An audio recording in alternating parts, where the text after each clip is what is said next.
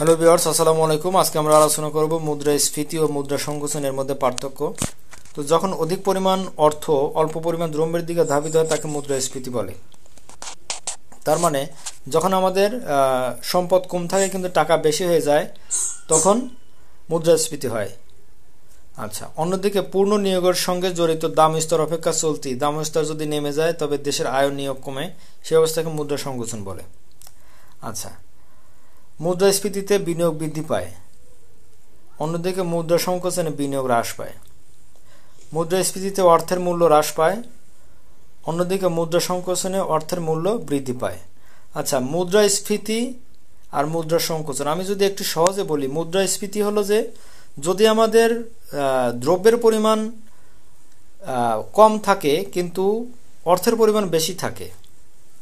যেমন যদি ধানের কথাই আমরা বলি যে যদি দেশে ধানের পরিমাণ কম থাকে টাকার পরিমাণ বেশি থাকে তখন কিন্তু ধানের দামটা বেড়ে যায়। তো এটা হলো মুদ্রাস্ফীতি। আর যদি টাকার পরিমাণ কম থাকে ধানের পরিমাণ বেশি থাকে তখন সেটা হলো মুদ্রা সংকোচন। তো এই হলো বেসিক পার্থক্য। আচ্ছা, 4 নম্বর আমরা বলবো মুদ্রাস্ফীতিতে দাম স্তর বৃদ্ধি পায়। যেটা আমরা বললাম যে মুদ্রাস্ফীতি হলো টাকা বেড়ে যায় ধান কমে যায়, তাহলে দাম বৃদ্ধি পাবে।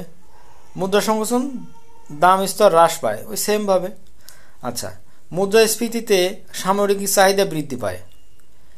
তার মানে ধান যখন কম হবে টাকা যখন বেশি হবে তখন মানুষ কি ধান বেশি কিনতে চাবে, মানে যেহেতু ধান কম আছে মানুষের চাহিদাটা তখন বেড়ে যাবে।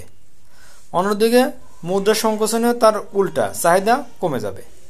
আচ্ছা, 6 নম্বর কি অর্থনৈতিক প্রবৃদ্ধি অর্জনে মুদ্রাস্ফীতি সহায়ক, অন্যদিকে অর্থনৈতিক প্রবৃদ্ধি অর্জনে মুদ্রা সংকোচন ক্ষতিকর প্রভাব ফেলে।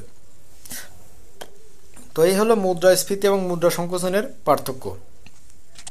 সবাইকে রিকোয়েস্ট করবো যারা আমার চ্যানেলকে এখনো সাবস্ক্রাইব করো নাই, প্লিজ সাবস্ক্রাইব মাই চ্যানেল। আল্লাহ হাফেজ, আসসালামু আলাইকুম।